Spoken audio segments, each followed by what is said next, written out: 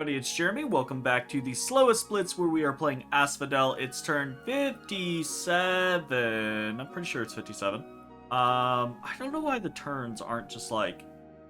It's early winter in the year 4 of the Ascension War. What?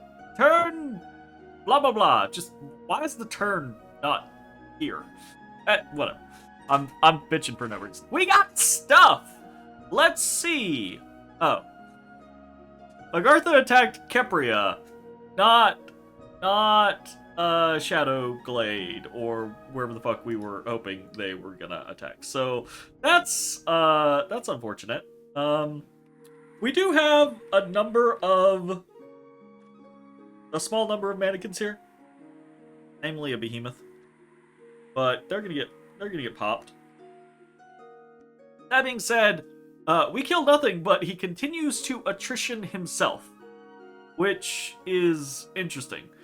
Is he burning the statues? Are the statues burning? Is that what's happening? Do these guys not have... Yeah, they don't have fire resistance. The attentive statues do not... I mean, none of the statues have fire resistance. Interesting. You can burn a statue with a magma child. Huh.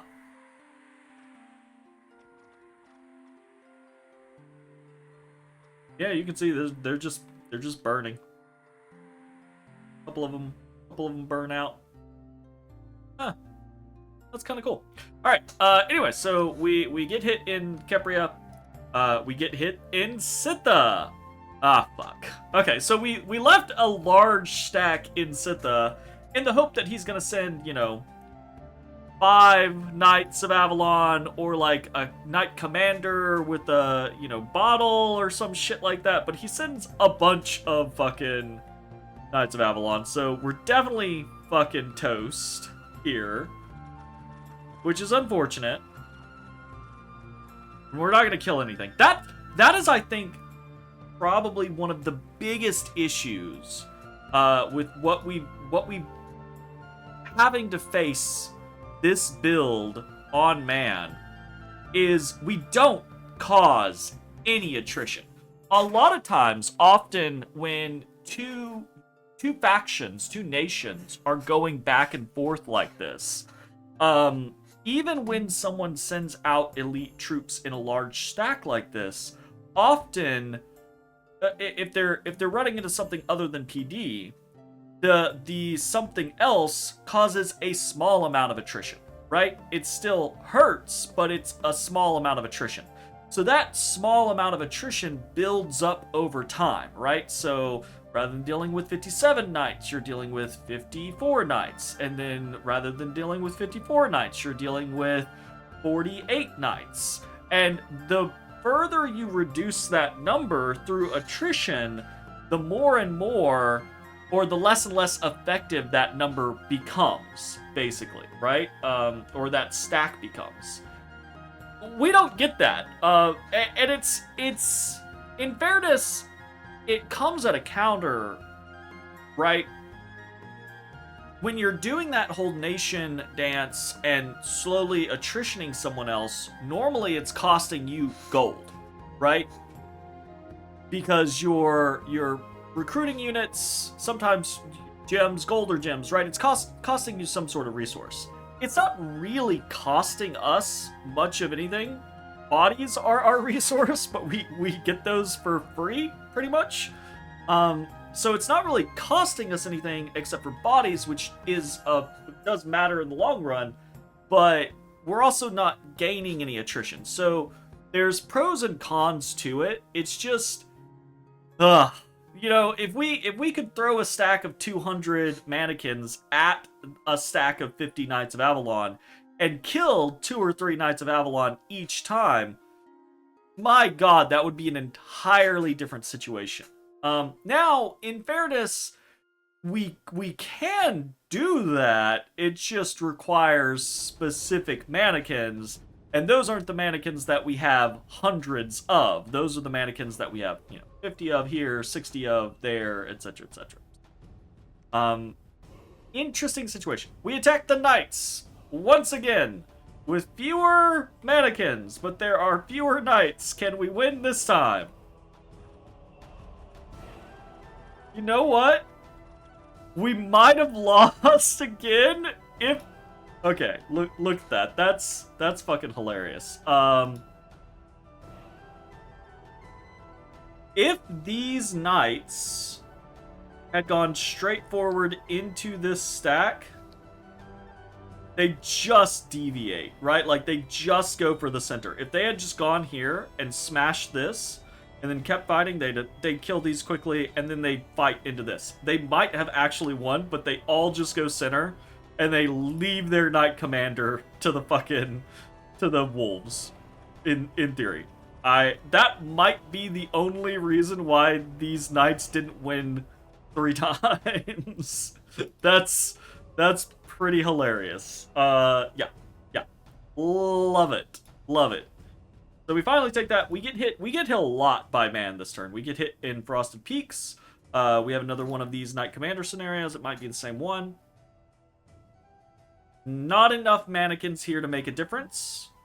I'm guessing we would probably need about 60 or 70 mannequins to be able to take this guy on. Because he's killing very rapidly. Right? Like, so we look here, like, the initial hit is, if 10 of them come at him, the initial hit's only gonna kill, like, 1 of them. But he hurts several others in the process. And then the next hit is definitely gonna kill whatever he hits, but also might kill more of the ones that have been wounded, right? So he kills pretty fucking quickly with the Chain Lightning.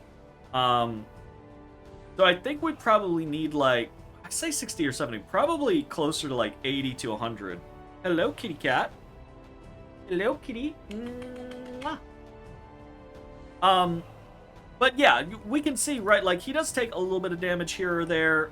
If we could get enough around him, then we could fatigue him out before he could kill everything. And then when he's fatigued out, he's dead. So that was Frosted Peaks. Kingdom of Dara.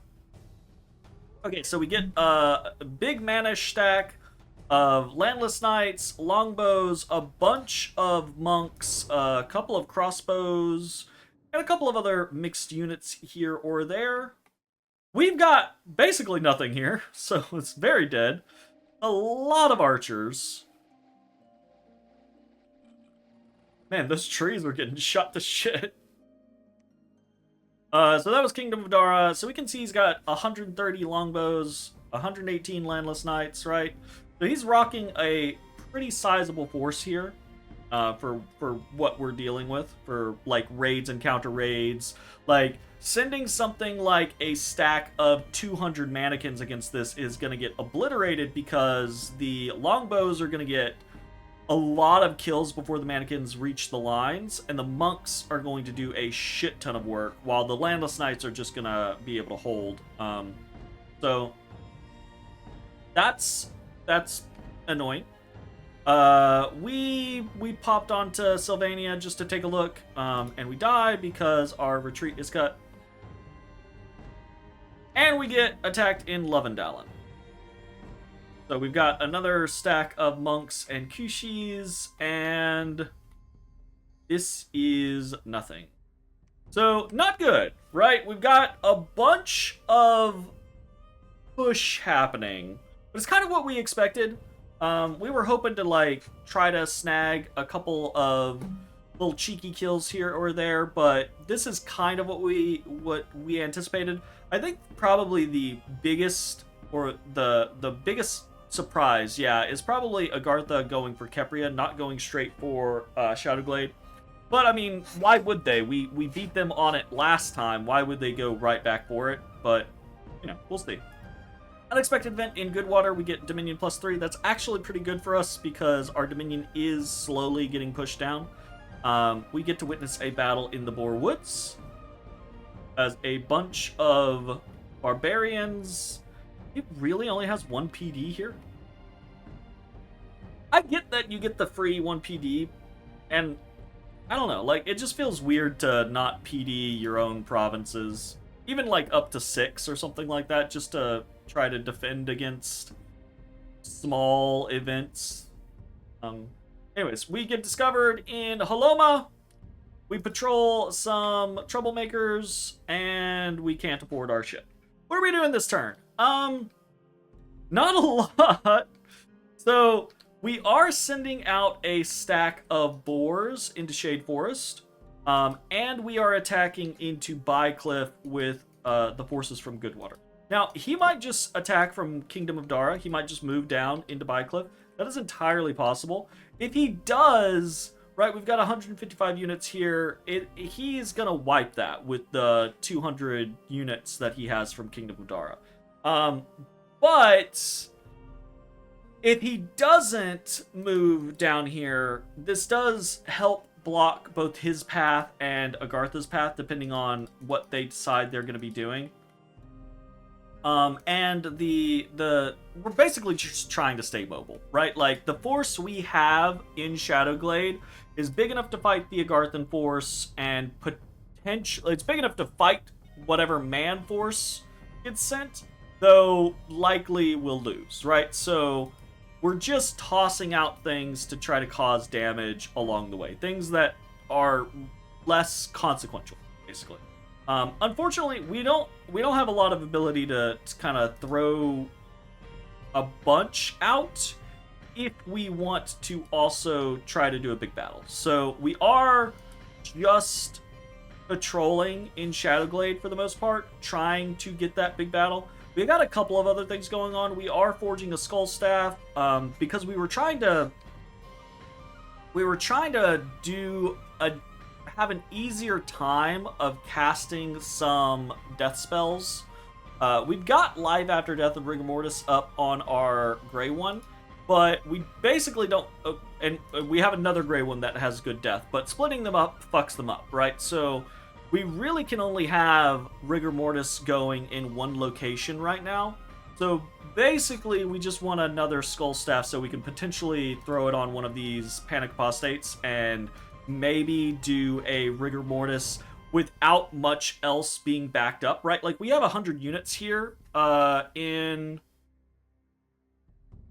we have 100 units? 100 units? 19? 65? It looks so weird, because that doesn't look like a lot of units, but, I mean... So, we can generate relatively quickly, right? We're moving in more units here. We can generate relatively quickly another, like, 400, 500 stack.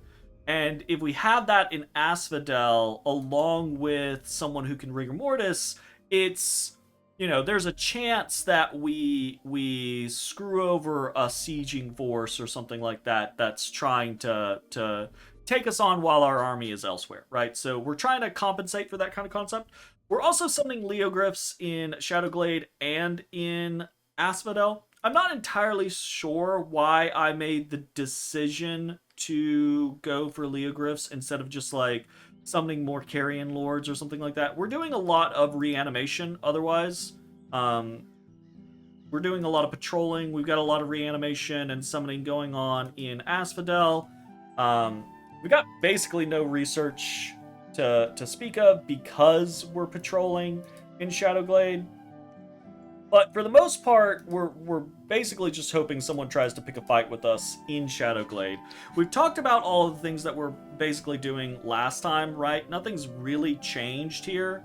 We have a fair amount of spells coming out at this point. Marble Warriors, Army Regeneration, Life After Death, Rigor Mortis, Howl, Serpent's Blessing, you know, Army of Giants, etc., etc., right? So we've got a fair amount of stuff going on. Confident in a battle against Agartha. I will say Agartha doesn't have to fight us, which would be very annoying if they decide not to, right? If they could move down to Kasevik, which would be pretty frustrating. Maybe there's not really a lot we can do about it though. Like, we're dead. We've been dying for a while. We're looking for a chance to fight and just do some damage, but at a certain point, you kind of give up the impetus when you no longer have options and your only real choice is a doom stack. You kind of give the initiative over to your opponents on choosing that big fight, right? So Agartha doesn't have to fight us. We're just kind of hoping they will. The smart choice would be not to fight us, especially considering they know this stack is basically the same as the last stack that they sent at us, and we beat that last stack, and that was 15, 20 turns ago, right? I don't really actually know how long ago. It was probably 10, 15 turns ago. So realistically, they have no reason to fight us. We probably should have moved to, like, Kidzen. But then there's the off chance, right, that man moves, right? Man might move into Asphodel, man might move on to Shadowglade, right? So we want to try to just present ourselves in the best way that we can. If we moved into Kidzen and he moved on to Asphodel, it would probably be popped in a single turn, and then we wouldn't be able to make it back to Asphodel to defend it, so we're gonna die anyways. We're trying to die in a big battle rather than getting pulled apart. Although that might get us killed anyways. Why is our Dominion way over here? What is happening? Oh goodness. So yeah. Leogryphs are an interesting choice. One of the reasons why we are doing Leogryphs, take a look at the thing. They hit decently. They're undisciplined, right? But they hit decently hard, and they can be buffed, right? You also get a lot of them. I'm still not sure that it's like a great idea. In Asphodel, it makes sense because it was really the only option that we had, right?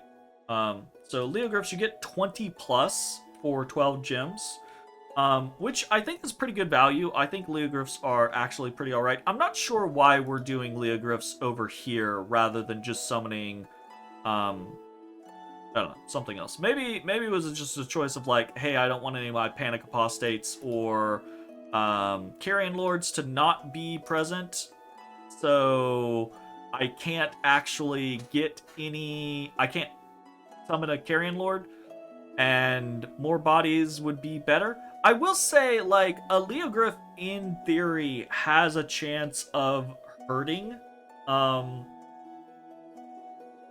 someone like a Knight of Man or a Knight of Avalon, right? Sitha. They have to roll high though, so I don't know. It's a weird choice. I was making a lot of weird choices at this point in time, but that's pretty much it. We really don't have anything else going on. It's kind of just hoping that man, or preferably Agartha, gives us some sort of battle on Shadowglade, and we can actually do something. So fingers crossed. We'll see how it goes. We'll see you next time. Bye-bye, everybody. Hey everybody, thanks for watching. If you enjoyed the video, consider leaving a like, commenting, or subscribing. It really helps me out. If you'd like to see me live, head over to my Twitch at twitch.tv/thedistanthorizon.